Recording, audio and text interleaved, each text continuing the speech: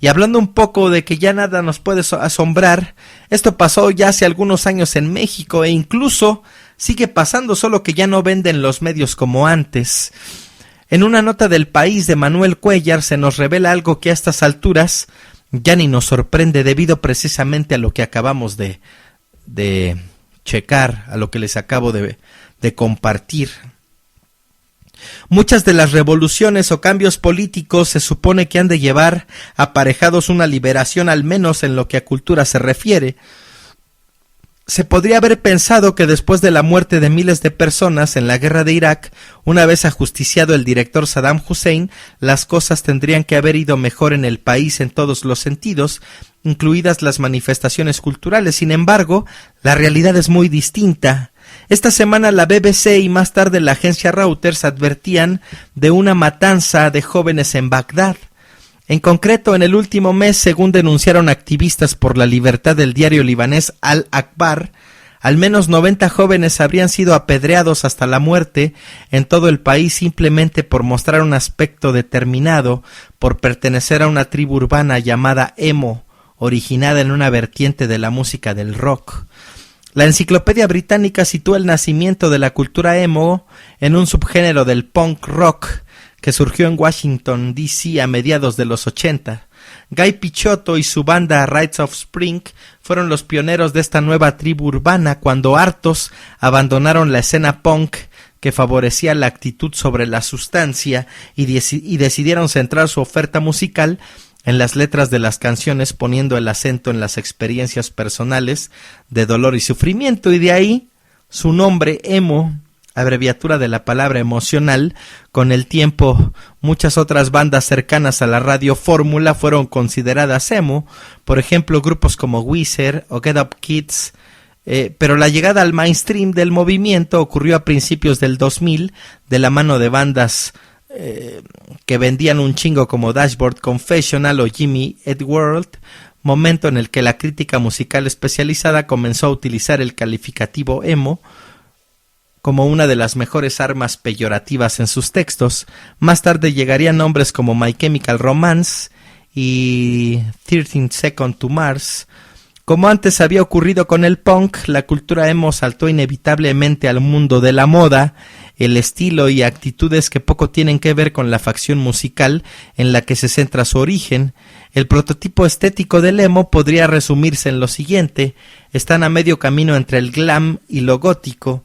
La actitud del look emo está en el peinado negro y desfilado que tapa parte de la cara, algunos con mechas de colores, maquillaje de ojos negros sobre piel blanca y piercing, fundamentalmente los vaqueros entubados, los estampados ajedrez en blanco y negro con toques fuchsia y azules, y unos Converse Vans o accesorios tachueleados como cadenas plateadas. Todos esos ingredientes en Irak constituyen una sentencia de muerte, y una sentencia que viene directamente desde el gobierno.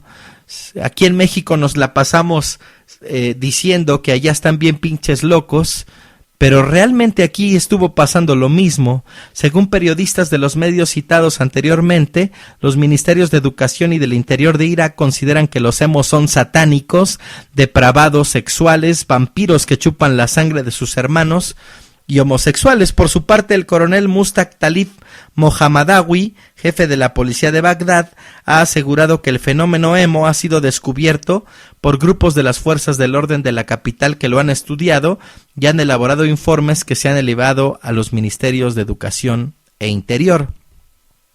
Estos se han tomado la cosa en serio y ahora tenemos un plan para erradicarlos. Yo lideraré este proyecto personalmente y ahora tenemos los permisos suficientes para acceder a todas las escuelas de la capital, dijo este cabrón de manera escalofriante, güey.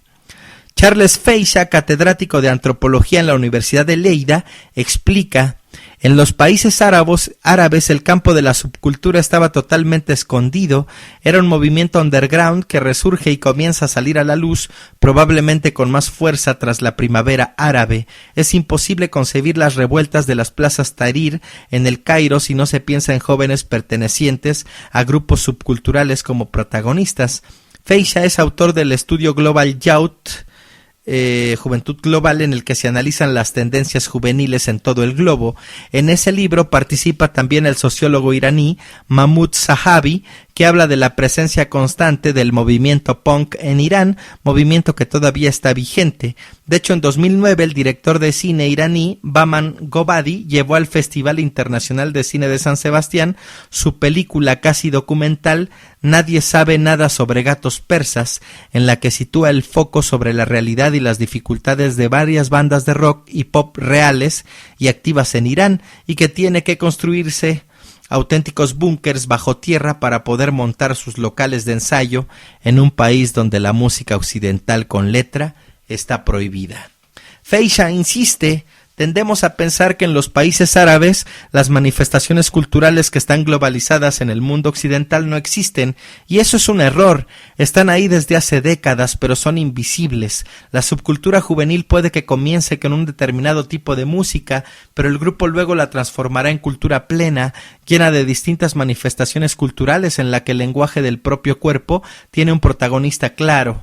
Se trata de rebeldía juvenil, y si algo tiene la rebeldía es la necesidad de ser visible. Esta visibilidad deviene en muy peligrosa en lugares en donde los fundamentalismos militares y religiosos están en auge. Así cuenta el Ministerio del Interior iraquí lo que más le molesta de la indumentaria de la cultura emo. Visten ropas ajustadas en las que exhiben calaveras pintadas, dibujan también calaveras en su material escolar y se ponen aros en la nariz y la lengua, así como todo tipo de apariencia rara y extravagante. Pero no hace falta irse tan lejos ni pensar en fundamentalismos islámicos, como ya lo decía, para constatar el miedo de la sociedad global a lo que culturalmente diferente, a la cultura de la rebeldía. En la pasada edición de los Óscares, El Paraíso Perdido, Purgatorio fue uno de los documentales nominados. Se trata de la tercera parte de una trilogía que narra cómo tres chavos de West Memphis, narra cómo tres adolescentes de West Memphis, Arkansas, son condenados en el 93 por el salvaje asesinato de tres niños. Para incriminarlos esgrimieron la inclinación de los tres adolescentes por el rock duro, especialmente por Metallica, su interés por el ocultismo, las ropas oscuras, las novelas de Stephen King y las películas de terror. Esas fueron las pruebas concluyentes para que una corte de Arkansas los declarara culpables.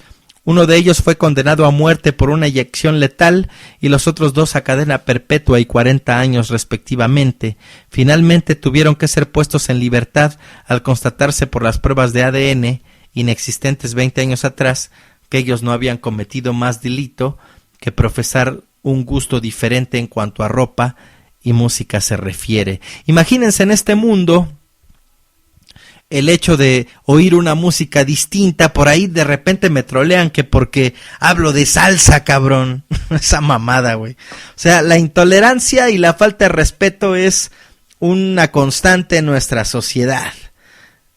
En marzo de 2008 fue México el escenario de la intolerancia contra los emos. La revista Time se hacía eco de disturbios y ataques repetidos contra miembros de esta tribu urbana. Según se decía entonces, los atacantes se hacían llamar antiemos y en ellos incluían miembros de tribus urbanas como punks y amantes del metal rock, pero también jóvenes y adolescentes de clase baja que acusaban a los emos de robar música de otros estilos y de provocar con su afeminamiento al México macho. Esa mamada. Ahora parece que la última tendencia juvenil femenina consiste en copiar el aspecto de la misantropía de la misántropa Lisbeth Salander, encarnada por la actriz Rooney Mara en la película Los hombres que no amaban a las mujeres, última entrega cinematográfica basada en la trilogía Millennium del sueco Stieg Larsson. Ellas son las nuevas emo. Feisha tiene un mensaje tranquilizador para los padres y madres occidentales. Los comportamientos de estos jóvenes responden al rol ambiguo del adolescente que tiene dificultades de acceso al mundo adulto y demuestran su malestar con determinados signos externos e internos que los diferencien. Nada menos y nada más. Y bueno,